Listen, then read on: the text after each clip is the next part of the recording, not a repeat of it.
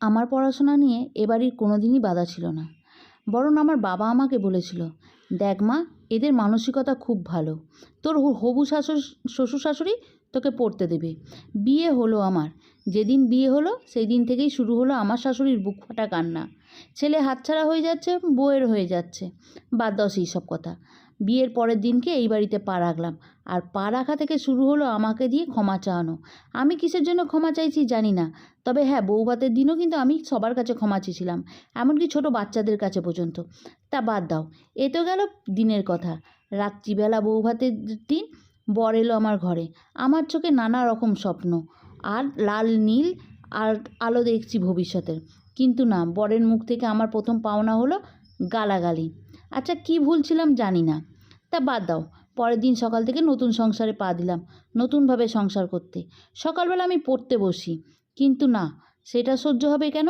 ওই সপ্তাহখানেকের মধ্যেই শুরু হয়ে গেল আমার শাশুড়ির ঘুম। 9টা সাড়ে 9টার মধ্যে সে স্নান করে পুজো দিয়ে টিফিন করে তার নাকি চোখ জুড়িয়ে যাচ্ছে। চোখ নাকি সে তাকাতেই পারে না।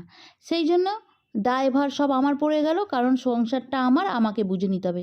সেই জন্য আমি রান্না বাড়ি ঘরের কাজ কর্ম করে আর সারাদিন আমাকে পড়তে দেওয়ার টাইম পায় না, কারণ সন্ধেবেলাও আমাকে দিয়ে রুটি করানো হবে, রান্নাবাড়ি করানো হবে। এই দিকে আমি রাত্রির 12টায় পড়তে বসি, কিন্তু না, রাত্রির 12টায় পড়লেও একটা সমস্যা আছে, কারণ আমার বরের আবার ঘুমের সমস্যা হয়। এই মাঝেই আবার কি ঘটলো জানো? মাঝখানেক যেতেই, মাস 2-3 যেতেই বাসন মাজার লোকটাকে ছাড়িয়ে দেওয়া হলো। কারণ এটাতে অনেকটা খরচা পড়ে যাচ্ছে। আমার বর মাস মাইনেটা দিতে পারবে না তার, আর তার মধ্যে বউ আনা হয়েছে কেন?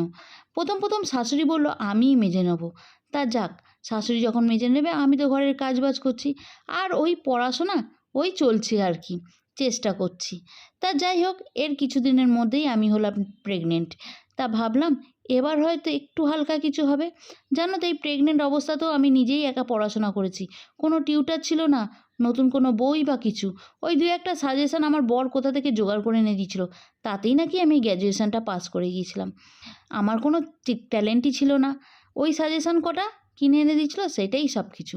তা যাই হোক, প্রেগনেন্ট হওয়ার পরে সব কাজ মোটামুটি আমাকে করতে হতো। শাশুড়িকে বাসনটা মাজতে হতো বলে শাশুড়ি কিন্তু মোটামুটি সবাইকে বলা শুরু করে দিল, ওই যে ছেলে বউয়ের ঘরে খাচ্ছি না, পেটের জ্বালায় তো করতেই হবে। তাই ওটাও আমি আমার নিজের ঘাড়ে নিলাম। রান্নাঘরে বসেই একটা বেসিনের মধ্যে আস্তে আস্তে বাসনগুলো মেজে নিতাম।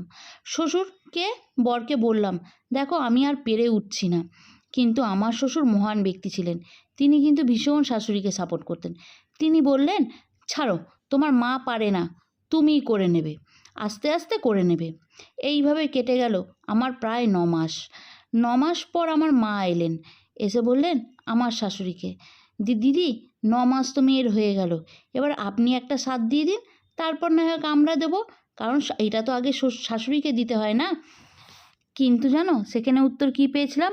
আমার শাশুড়ি আমার মাকে বলেছিলেন, হ্যাঁ হ্যাঁ, কেন দেবো না, ওকে বলুন সব রান্নাবাড়ি করতে, আমি ধরে দেবো। আমার বংশে তো অনেকেরই স্বাদ হয়েছে, আমি দেখেছি। অমুকের বউ রান্না করেছে, তার শাশুড়ি ধরে দিয়েছে, তমুকের বউ রান্না করেছে, তার শাশুড়ি ধরে দিয়েছে, আমিও ধরে দেবো।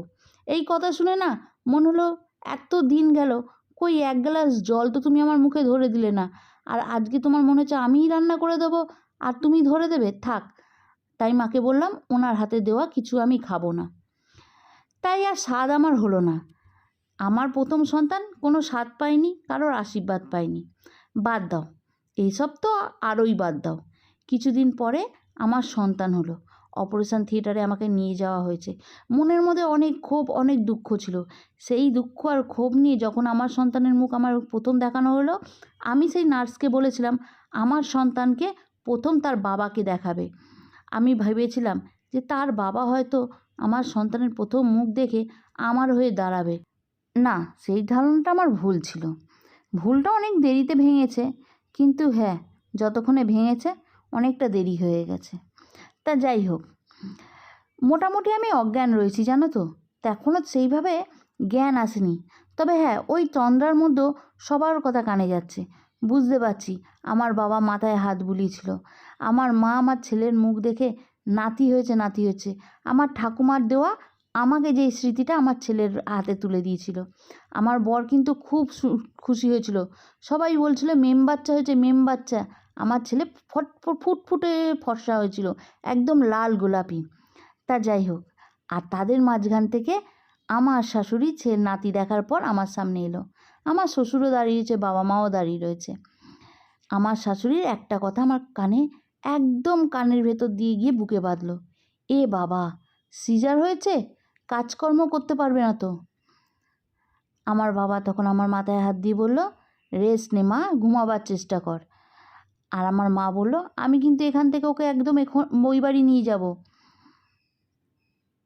চলো, এইটা আজকে শুনলে মোয়ের কথা। আমাদের এই পরিবারের এক ছোট্ট সদস্য। কেমন লাগলো অবশ্যই জানিও।